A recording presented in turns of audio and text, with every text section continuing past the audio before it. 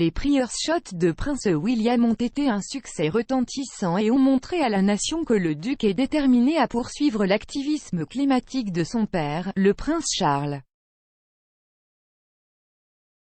Mais la famille royale devrait-elle diriger la révolution verte, ou le Premier ministre devrait-il prendre la relève? Dites-nous ce que vous en pensez en votant dans notre sondage et en commentant cet article.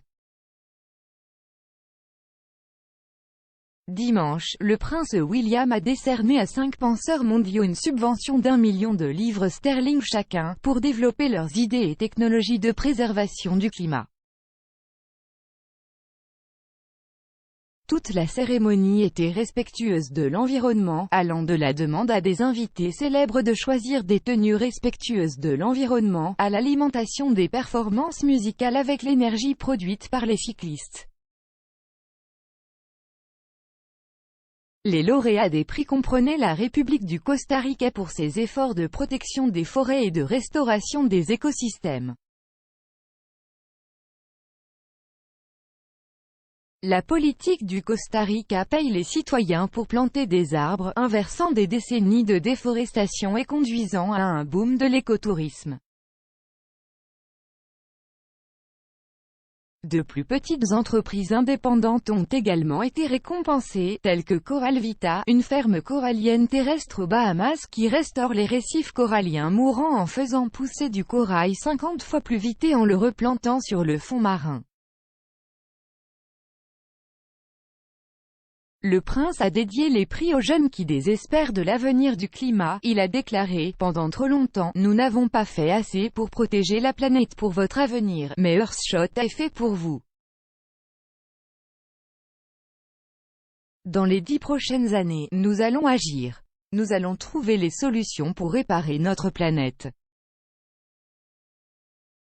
Kate a montré qu'elle était tout aussi passionnée par la lutte contre le changement climatique dans son discours sur la préservation des espaces sauvages. Elle a déclaré, « Si nous n'agissons pas maintenant, nous déstabiliserons définitivement notre planète et nous priverons nos enfants de l'avenir qu'ils méritent. » Le duc et la duchesse ont fait écho au sentiment du prince Charles alors qu'il parlait du manque de leadership mondial sur le changement climatique dans une interview à la BBC publiée une semaine seulement avant les prix Earthshot. Le prince Charles a déclaré, « J'ai toujours eu l'impression que nous surexploitons et endommageons la nature en ne comprenant pas à quel point nous dépendons de tout ce que la nature fournit. »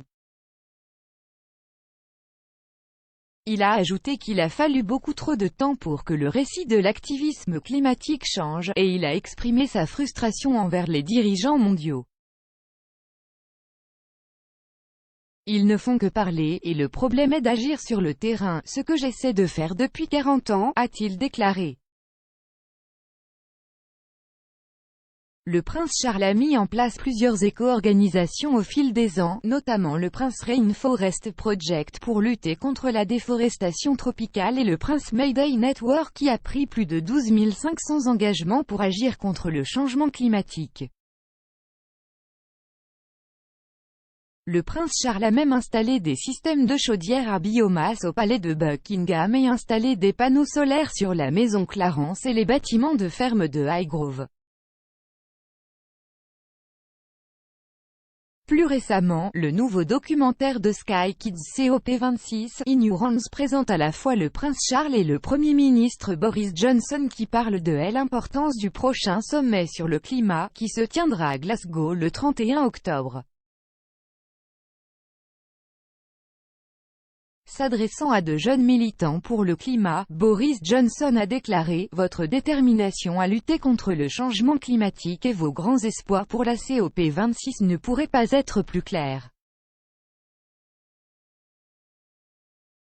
Si nous ne cliquons pas sur les pauses en ce moment, nous allons dépasser le point où nous pouvons faire quoi que ce soit à ce sujet. » Bien qu'il y ait encore un long chemin à parcourir et beaucoup de travail à faire, des messages comme le vôtre me laissent plus déterminé que jamais à apporter le changement dont notre planète a besoin et les progrès que votre génération mérite.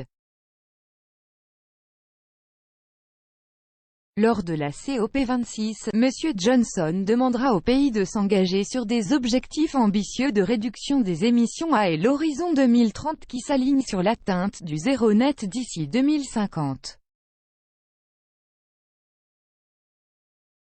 Il poussera également les pays développés à tenir leurs engagements antérieurs de mobiliser au moins 100 milliards de dollars de financement climatique par an. Ces exigences font partie des politiques vertes les plus avant-gardistes que le monde moderne ait connues, faisant de la Grande-Bretagne un leader en matière de changement climatique. Mais de nombreux militants se joignent à la famille royale pour affirmer que les dirigeants politiques et les chefs d'entreprise n'ont pas fait assez et doivent encore en faire plus. Actuellement, les manifestations des Insulate Britain se poursuivent, bloquant la circulation et exigeant que le Premier ministre approuve un plan visant à isoler toutes les maisons du Royaume-Uni, afin de mettre fin au gaspillage d'énergie. Pensez-vous que Boris Johnson assume suffisamment de responsabilités et de leadership face à l'urgence climatique? Faites-nous savoir dans la section commentaires ci-dessous.